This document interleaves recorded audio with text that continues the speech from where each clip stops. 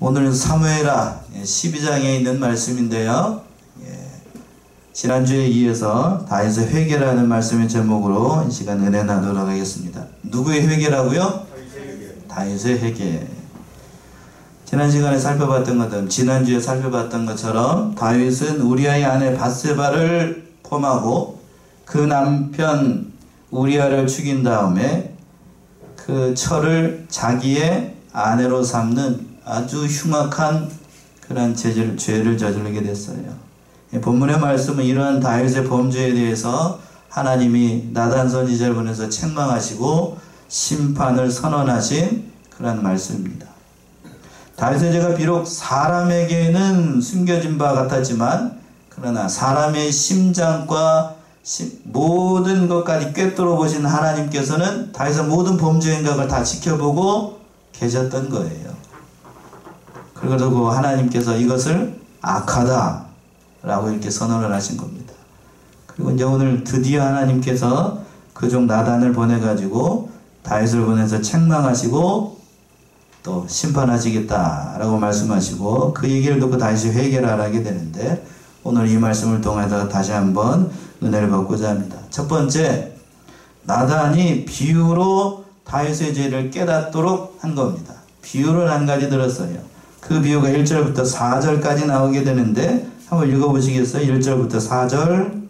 여호와께서 나단을 다윗에게 보내시니 와서 저에게 이르되 한 성에 두 사람이 있는데 하나는 부하고 하나는 가난하니 그 부한 자는 양과 소가 힘이 많으나 가난한 자는 아무것도 없고 자기가 사서 기르는 작은 암양 새끼 하나뿐이라. 그 암양 새끼는 저와 저의 자식과 함께 있어 자라매 저의 먹는 것을 먹으며 저의 잔에서 마시매 저의 품에 누움으로 저에게는 딸처럼 되었거늘 어떤 행인이 그 부자에게 오매 부자가 자기의 양과 소를 아껴 자기에게 온 행인을 위하여 잠시 잡지 아니하고 가난한 사람의 양새끼를 빼앗아다가 자기에게 온 사람을 위하여 잡았나이다. 예, 나단 선지자가 비유의 말씀을 한 가지 들었습니다. 그래서 그랬죠. 1절 시작을 할 때 여호와께서 나단을 다윗에게 보내시니 하나님께서 나단 선지자를 보내셔가지고 이 비유의 말씀을 들었는데 나단은 다윗 시대 때에 활동했던 그 선지자였습니다. 그가 이제 하나님의 지시를 받아가지고 소위 나단의 비유라고 하는 한 가지 비유를 들어서 다윗을 책망하는 거예요. 그 비유의 내용은 어렵지 않아요. 한 고을에 부자가 한 명이 있었는데 양과 소가 심히 많았습니다. 그런데 그 집에 어떤 행인이라는 것은 나그네를 가리키는 거예요. 손님이 오니까 이스라엘 풍습이 그랬어요. 나그네가 오게 되면 잘 대접하는 풍습이 있습니다. 그래서 자기 집에 양과 소가 많으니까 그 중에서 한 마리 잡으면 되죠. 양을 한 마리 잡으면 될 것인데 그러니까 놀부심보가 들었던 모양인지 자기 집에 있는 양 새끼는 잡지 않고 자기 이웃 한 성에 다른 그 성에 그 양새끼 조그마한 양새끼가 한 마리 있었는데 가난한 집에서 자기 딸처럼 여기고 키우는 그 양새끼를 갖다가 빼앗아다가 그 행인을 공개를 한 거예요. 쉽게 해서 대접을 한 겁니다. 대접을 했어요. 그러니까 여기서 부자는 누구를 상징을 하는 거고요. 이 비유에서 다윗 왕을 상징을 하는 거고 그 가난한 사람은 누구를 상징을 하겠어요? 저 혼자만 이러고 있나요? 우리아를 상징을 하겠지요? 우리아를 상징을 하는 거예요. 그래서 하나님께서 이 비유의 말씀 나단 선지자에게 들어서 다윗의 그 죄를 책망을 하신 거예요. 그래서 그랬습니다. 1절 중반절에서 보시면 와서 저에게 이르되 라고 했는데 하나님께서 다윗이 범죄하고 난 다음에 즉시 나단 선지자를 보낸 것이 아니라 어느 정도 시간이 지난 다음에 나단 선지자를 보냈어요. 적어도 아이를 낳은 다음에 보냈으니까 적어도 얼마나 지났을까요? 아이가 보통 몇 달 만에 나오죠? 10달 만에 나오니까 적어도 1년 정도 시간이 지난 겁니다. 왜 그렇다면 하나님께서 즉시 범죄한 즉시 선지자를 보내가지고 책망하지 않고 한 1년 정도 시간이 지난 다음에 보냈을까요? 여기에는 두 가지 이유가 있습니다. 첫 번째는 범죄한 즉시 선지자를 보내가지고 책망을 했다라고 하면 범죄한 직후에는 사람이 심령이 깜깜합니다. 깜깜해가지고 그 자리에서 그렇게 책망을 하게 되면 보통 사람의 심리가 죄를 어떻게 하려고 그러죠? 고백하려고 그래요? 아니면 숨기려고 그래요? 숨기려고 합니다. 심령이 깜깜한 상태니까 시간이 지난 다음에 책망하기 위해서 아무리 책망해도 그때는 그 책망의 빛이 효과가 없어요. 책망을 해봐야. 그러니까 시간이 지난 다음에 보내는 거고, 다른 하나는 다윗에게 뭐 할 시간을 준 거죠? 회개할 시간을 준 거예요. 회개할 시간. 그러니까 전후사정을 살펴보게 되면 다윗이 범죄하고 난 다음에 앞에서도 언급한 것처럼 약 1년 정도 시간이 지난 겁니다. 1년 정도의 시간이 지나면서 다윗이 그 죄가 생각이 날까요? 안 날까요? 여러분들은 죄를 짓고 난 다음에 아무런 생각이 없어요? 날마다 죄를 지으니까? 그런가요? 근데 다윗은 끔찍한 죄를 지었어요. 첫 번째요, 자기 부하의 아내를 간음을 했어요. 그것도 모자라가지고 누굴 죽여요? 그 남편을 죽여버립니다. 살인죄를, 간음죄에다가 살인죄를 졌어요. 그러니까 그게 꿈에 나올까요? 안 나올까요? 정상적인 사람이라면 그것 때문에 잠 못 자요. 잠 못 자. 그러니까 시편 32편으로 한번 가보세요. 시편 32편 3절 4절. 다윗이 이것 때문에 아주 신음을 합니다. 시편 32편 3절과 4절. 내가 토설치 아니할 때 종일 신음함으로 내 뼈가 쇠하였도다. 주의 손이 주야로 나를 누르시오니 내 진액이 화하여 여름 가뭄에 마름같이 되었나이다. 예, 그랬지요. 정확하게 표현을 했어요. 내가 토설치 아니할 때에 그 죄를 숨기고 다른 사람이 모르겠거니 하고 그냥 숨기지 않고 가만히 있었더니 주의 손이 주야로 어떻게 한다고요? 꽉 눌러요. 그럼 살 수 있을 것 같아요? 못 살아. 양심의 가책상.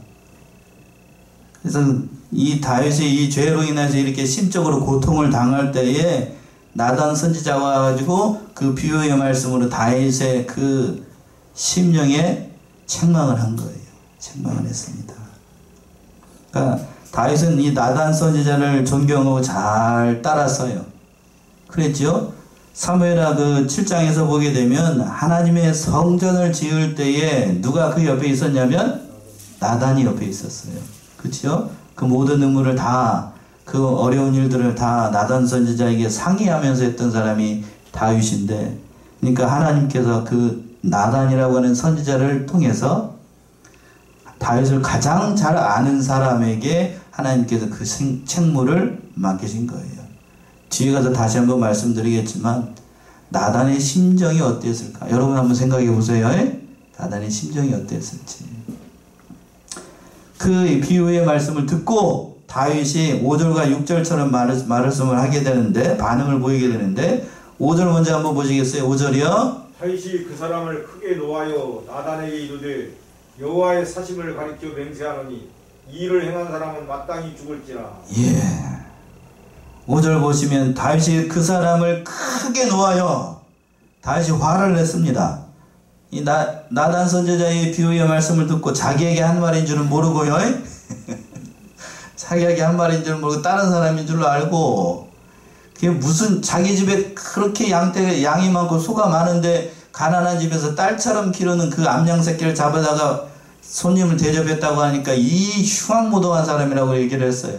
그러면서 또 뭐라고 얘기를 하냐면 5절 하반절에서 그랬죠. 여호와의 사심을 가리켜 맹세하노니 이 일을 행한 사람 마땅히 뭐 할 자라? 죽을 자라.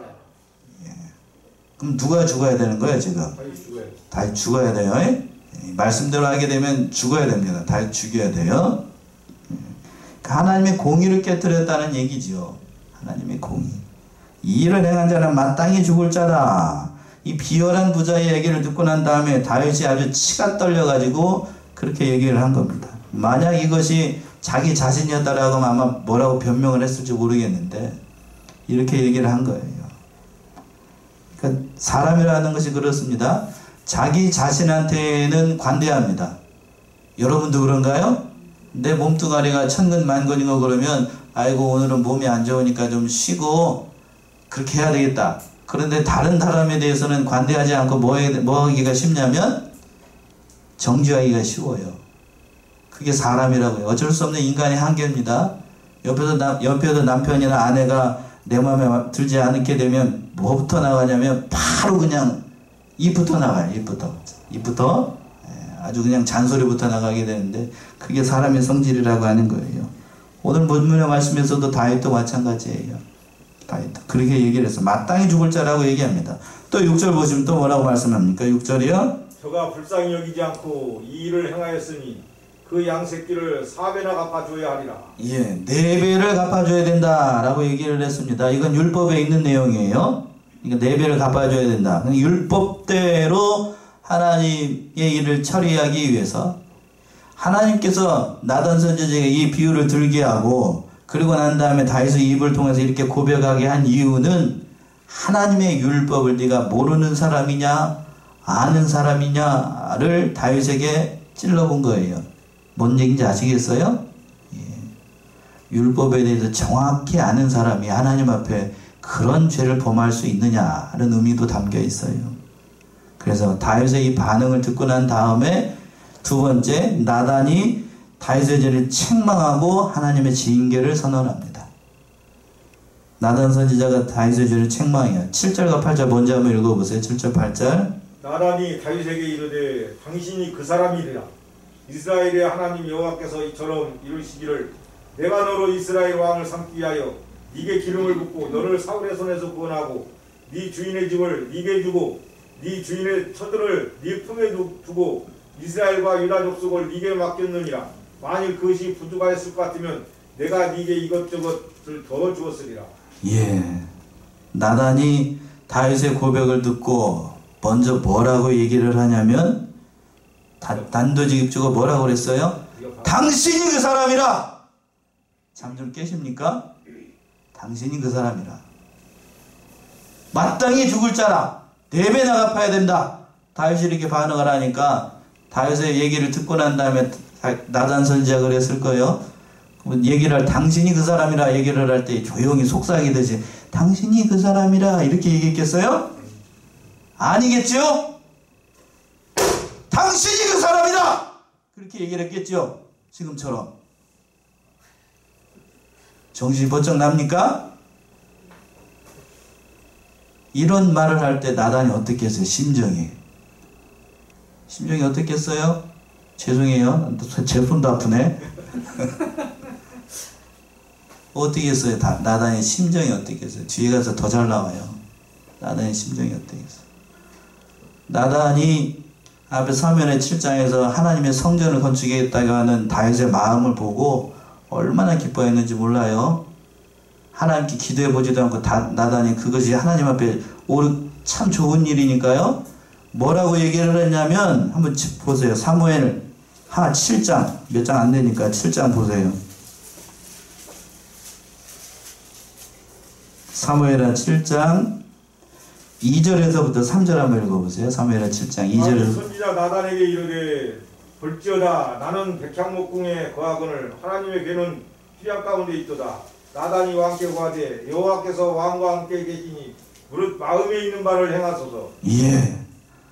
자기는 백향목궁에 있는데 하나님의 괴는 천막 가운데 오늘날로 얘기하면 천막이에요.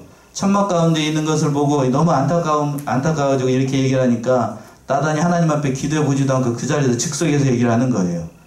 하나님께서 당신과 함께 있으니 마음에 있는 바를 행하소서. 이런 말을 할 때에 나단의 심정이 어떻게 했어요? 참 선한 왕이다. 참 좋은 왕이다. 그렇게 얘기를 그런 생각이 들었겠죠? 예. 그런 생각이 들었을 것인데 그런데 오늘 본문의 말씀에서 나단의 심정이 어땠을지 바로 당신이 그 사람이라 죄를 지적하고 책망을 했을 때 선지자의 마음이 어떻겠어요? 선지자도 사람인가요? 사람이 아닌가요? 사람이에요. 사람이라고. 심정이 어떻게 했어요? 얼마나 가슴이 찢어지고 그 마음이 아프고 선지자 제가 이제 목사가 돼서 얘기를 해보니까 성도들한테 회개하라는 말을 전할 때에는 저도 기도 많이 해야 돼요. 잠도 제대로 잘 못 자요. 그래서 어제도 잠을 별로 이루지 못했는데 아무튼 이 말씀이 참으로 다윗에게는 끔찍한 말씀이고 자기 자신을 돌아보게끔 하는 그런 말씀이었다라고 하는 거예요. 근데 또 한 가지 중요한 사실이 뭔가 하면 나단이 이 말을 할 때에 조금도 주저함이 없었습니다. 조금도 주저하지 않았어요. 그러니까 왕의 눈치나 보고 쭈뼛쭈뼛거리고 그냥 뭐 꼬리나 살랑살랑 흘러가지고 그 출세하겠다는 그런 기회주의자가 아니에요. 나단 선지자는 그런 성품의 사람이 아니라고요. 다윗의 고백을 듣는 순간 아까 이렇게 땅 쳤던 것처럼 당신이 그 사람이라 이렇게 강단 있게 얘기를 했어요. 강단 있게. 그러고 난 다음에 뒤에 있는 말처럼 그 얘기를 하죠. 내가 너로 이스라엘 왕을 삼기 위하여 하나님의 말씀을 전한 거예요. 하나님께서 너에게 참으로 목동의 신분에 불과했던 그 어린 소년을 기름을 부어가지고 이스라엘의 주권자로 삼고 지금 이 시간까지 부족한 것 하나도 없이 다 채워졌건만 그것이 만약 부족했다라고 하면 내가 더 알아서 너에게 주었을 것이라는 거예요. 그런데 그게 모자라가지고 네 충신의 아내를 네가 빼앗아가지고 네 아내로 만들어버려? 하나님 입장에서 봤을 때의 그 괘씸한 생각이 들겠지요? 얼마나 괘씸하겠어. 너무 섭섭한 거예요. 너무 섭섭해. 제가 하나님이라도 섭섭할 것 같아. 그러고 난 다음에 9절처럼 말씀하세요. 또 하나님께서 9절이요. 그러한데 어찌하여 네가 여호와의 말씀을 업신여기고 나 보기에 악을 행하였느냐. 네가 칼로 햇사람 우리아를 죽이되 암몬 자손의 칼로 죽이고 그 철을 빼앗아 네 철을 삼았도다. 예, 하나님께서 다 알고 계셨습니다. 다 알고 계셨어요. 그러한데 어찌하여 네가 여호와의 말씀을 업신여기고 하나님께서 이러한 은혜를 너에게 베풀어 줬음에도 불구하고 왜 네가 나의 말을 업신여겼느냐 하는 거예요. 하나님의 말씀을 업신여겼다는 것은 곧 누구를 업신여겼다는 거죠? 하나님을 업신여겼다는 얘기예요. 그러니까 하나님의 말씀을 업신여기고 하나님을 업신여기니까 하나님의 눈에 보이지 않으니까요. 간음죄를 짓고 살인죄를 범한 겁니다. 그래서 사도 바울은 로마서에서 이렇게 지적을 하고 있어요. 로마서 2장을 한번 가보세요. 2장 22절에서부터 24절. 로마서 2장 22절에서부터 24절.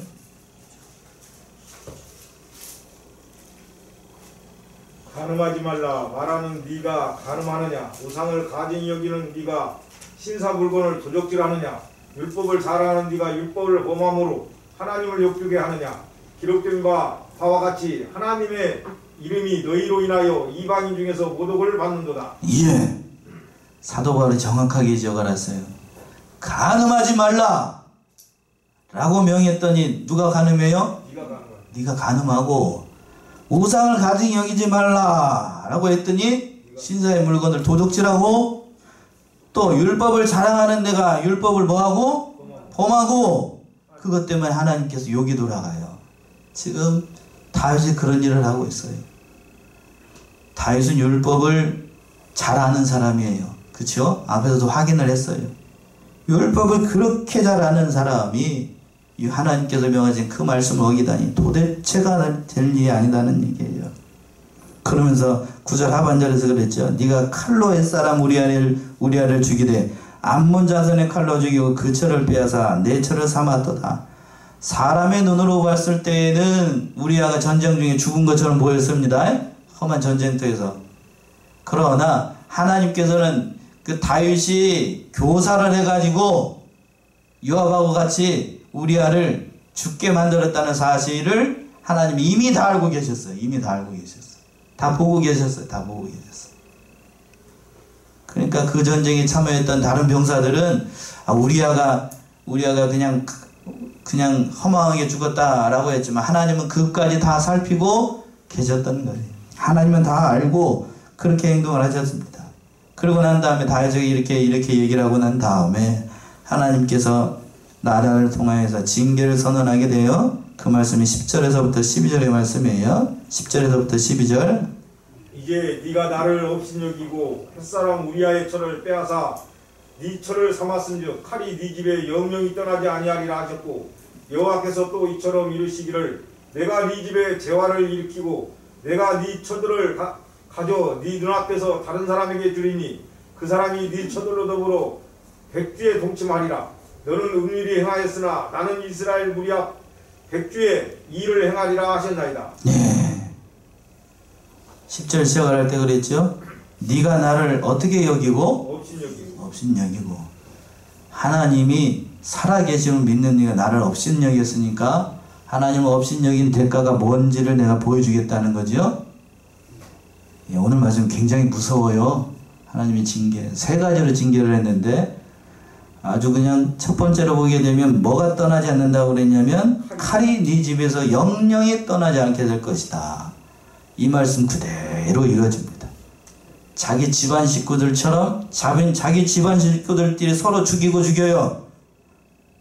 자기 집안 식구, 자기 아들들이 배다른 아들이기는 하지만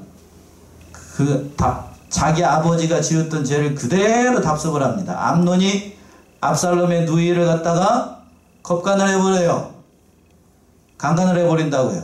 그러니까 압살롬이 그걸 보고 가만히 있겠어요? 가만 안 있겠어요? 가만 안 있죠. 눈이 뒤집어져 가지고 그 암논을 쳐 죽여버립니다. 죽여버려요. 그리고 또 압살롬이 또 누구를 반역하여? 그 아버지를 반역을 하다가 결국에는 죽임을 당합니다.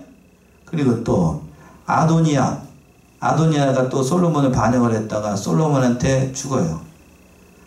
말 그대로 집안에서 칼부림이 일어나게 돼가지고 완전히 그 콩가루 집안이 돼요. 콩가루 집안. 그리고 난 다음에 또 뭐가 떠나지 않는다라고 하면 내 집에 뭐가 일어난다고요? 재화가 일어날 것이다. 앞에서 언급한 것처럼 이 다윗의 집안에 이 화가 끊이지 않았습니다. 형제들끼리 칼부림이 일어나고 자녀들끼리 처절한 분쟁과 반역이 일어나게 되고 솔로몬 혼자 남아요. 나중에 가서 아주 고통스럽게 하나님께서 심판하시고 마지막으로 세 번째가 가장 참 무서운 것 같은데 네 처들이 다른 사람과 뭐 하게 된다고요? 동침하게 될 것인데 하나님께서 또 뭐라고 얘기를 하셨냐면 너는 은밀히 행하였으나 나는 언제 행한다고요? 백주에 합니다. 이 벌건 대낮에 너는 은밀히 밤가운데 이렇게 다른 사람 모르게 이렇게 했는데 나는 그렇게 안 한다. 누가 이렇게 했냐면 다른 사람 자기하고 아무런 상관이 없는 사람이면 그래도 덜 저기 할 거야. 누가 그렇게 하는가? 바로 자기가 제일로 사랑했던 누구요? 압살롬이 다윗의 궁 위에다가 이렇게 잠자리 날개 같은 이상한 집 지어놓고 다윗 수강들 다 불러다 놓고 그 자리에서 다 강간해버려. 하나님이 그렇게 만드셨어요. 아주 그냥 무섭게 책망을 하셔요. 무섭게 심판을 하셔요. 자, 이렇게 말씀을 했어요. 자, 여기까지만 하고 무거운 얘기 그만하고 다시 한번 보면 이때 이런 말씀을 전할 나단의 심정이 어땠겠어요? 앞에서 언급한 것처럼 나단도 선지자이기 이전에 뭐라고 말씀을 드렸죠? 사람이라고 그랬죠? 사람. 좋은 말만 해야 될 선지자가 하나님 앞에 이런 말을 전할 때 나단의 심정이 어떠했을지 여러분 짐작하실 수 있겠습니까? 이 심정을 짐작할 수 있는 말이 사무엘상에 나와요. 사무엘상 15장 35절 한번 찾아보세요. 사무엘상 15장 35절에서부터 16장 1절까지 한번 읽어보시겠습니까? 사무엘이 죽는 날까지 사울을 다시 가서 보지 아니하였으니 이는 그가 사울을 위하여 슬퍼함이었고 여호와께서는 사울로 이스라엘 왕 삼으신 것을 후회하셨더라. 여호와께서 사무엘에게 이르시되 내가 이미 사울을 버려 이스라엘 왕이 되지 못하게 하였거늘 네가 그를 위하여 언제까지 슬퍼하겠느냐. 너는 기름을 뿔에 채워 가지고 가라. 내가 너를 베들레헴 사람 이세게로 보내리니 이는 내가 그 아들 중에서 한 왕을 예설하였음이라. 예. 이 말씀은 여러분들이 잘 아시는 것처럼 이스라엘의 초대 왕이었던 사울이 하나님의 말씀을 불순종하자 하나님께서 사울을 어떻게 버리셨냐면 결국 버리셨습니다. 그거를 누구를 통해서 전하게 했냐면 누구요? 사무엘을 통해서 그 말씀을 전하게 하셨어요. 사무엘이 누군가요? 바로 사울을 기름 부어서 왕을 세운 사람이 누구요? 사무엘이에요. 그걸 왕을 세웠던 사람을 자신의 손으로 이런 말을 할 때에 사무엘의 심정이 어땠겠어요? 그 심정을 짐작할 수 있는 말이 이거예요. 돌아가면서 하나님의 말씀, 하나님께서도 당신을 버리게 됩니다. 왕이 되지 못하게 할 겁니다. 이런 말을 하고 난 다음에 사무엘의 마음이 너무 가슴이 아프니까 다시는 사울을 봤다고요? 안 봤다고요? 안 봤어요. 그리고 집에 가가지고 기도하는데 얼마나 가슴이 무너지는지 그랬지요? 16시간 1절에서 그랬지요?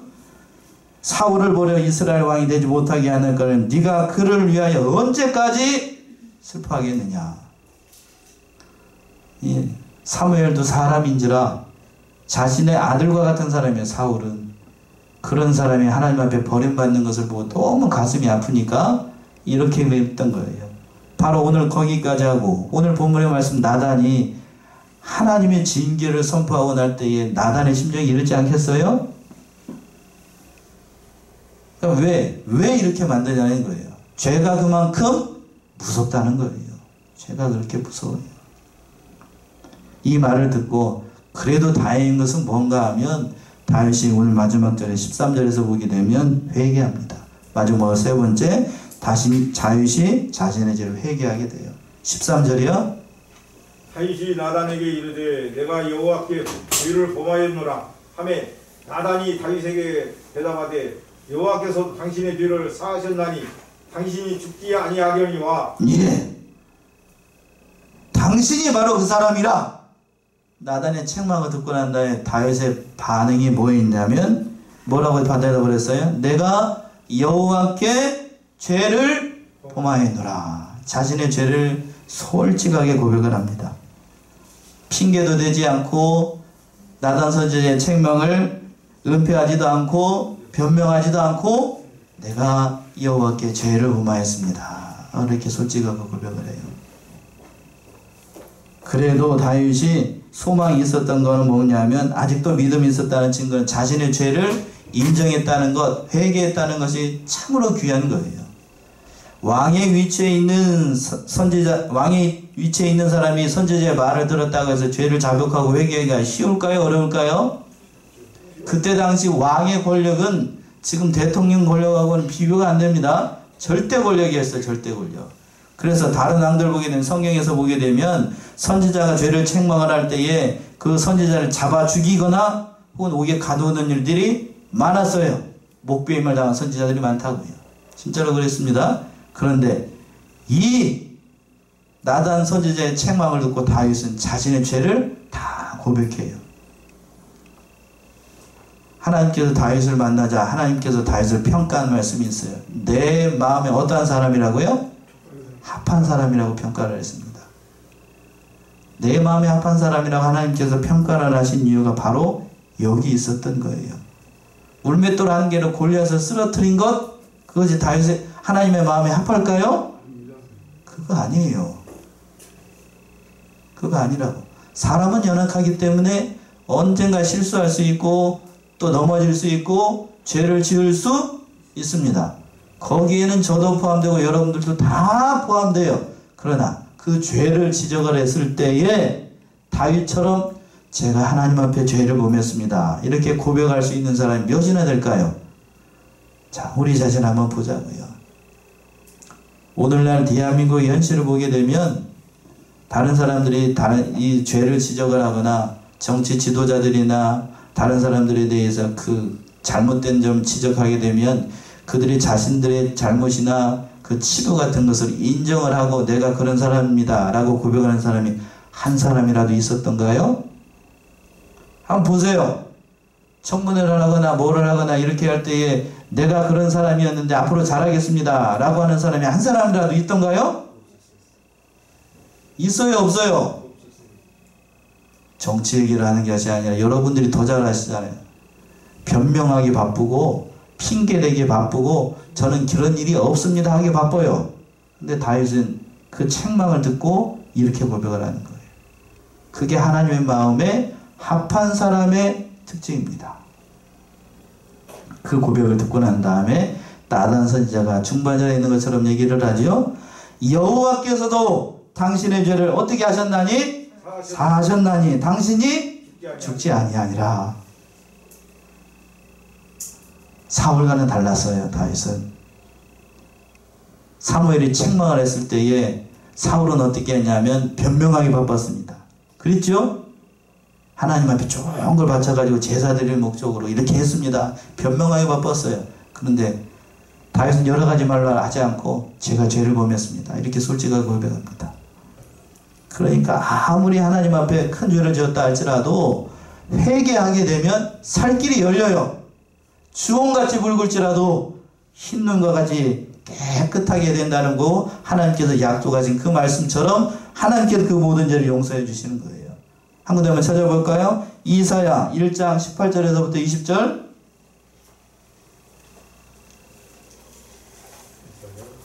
이사야 1장 18절에서부터 20절이요.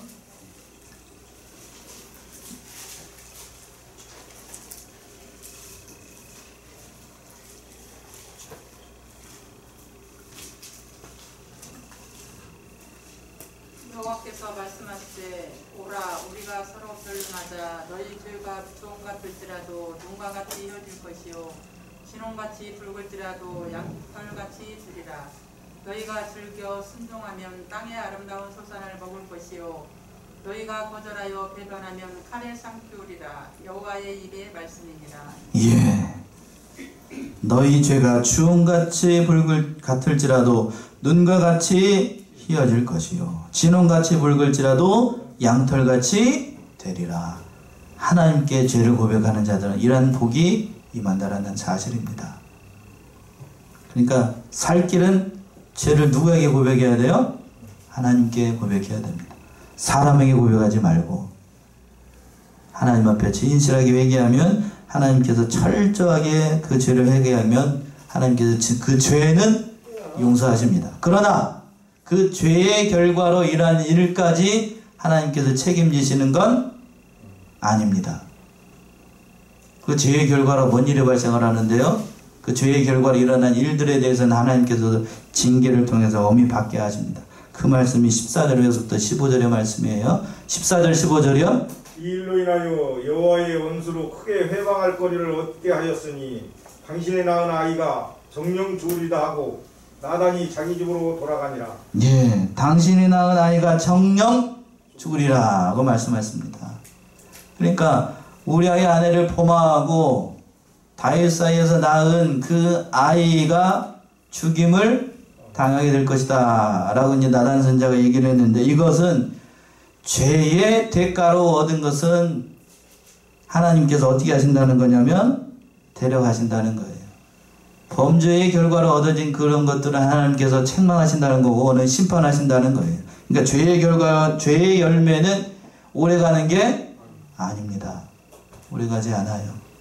자, 이 말씀이 무슨 얘기인가 하면, 제가 만약에 어떤 사람이 다른 사람을 죽였어요. 다른 사람을 죽이거나 물건을 훔쳤다고 합시다. 죽였다는 것이 훨씬 더 이해하기가 쉬울 것 같아요. 다른 사람을 죽였어요. 근데 제가 하나님 앞에 죄를 회개했습니다. 그러면 죽인 사람이 살아날까요? 안 살아날까요? 죄를 회개했는데 그게 죄의 결과예요. 이해되셔요? 죄의 결과는 하나님께서 그 죄의 결과에 대해서 네가 죄를 졌으니까 네 죄는 용서함을 받되 그 죄의 결과로 일어난 일에 대해서 네가 책임을 져야 됩니다. 그게 하나님의 공의예요. 하나님의 공의. 이 세상에서도 마찬가지예요. 이 세상에서 하나님께서 공의로 심판을 하시기 때문에 그 죄, 하늘나라에서는 그 죄, 살인죄에 대해서는 면제함을 받습니다. 예수 그리스도 믿어서 회개하게 되면. 그러나 이 세상의 법으로는 그 살인죄를 묻게 되는 거예요. 이해되십니까? 그 결과로 이루어진 일에 대해서는 엄히 하나님께서 책망을 하시는 거예요. 그러니까 우리가 이 사실을 깨닫고 오늘 이 말씀을 통해서 다윗의 회개를 통해서 우리가 죄를 범하였을 때에 하나님 앞에 회개하게 되면 다 용서함을 받아요. 그러나 그 죄의 대가로 이루어진 것에 대해서는 하나님께서 공의로 심판을 하십니다. 그러니까 우리는 이 다윗의 경험을 통해서 죄라는 것이 얼마나 무섭고 두려운지를 깨달아서 죄를 멀리하고 하나님 앞에서 진실되게 해나가시는 저와 여러분들이 다 되시기 바랍니다. 기도하겠습니다.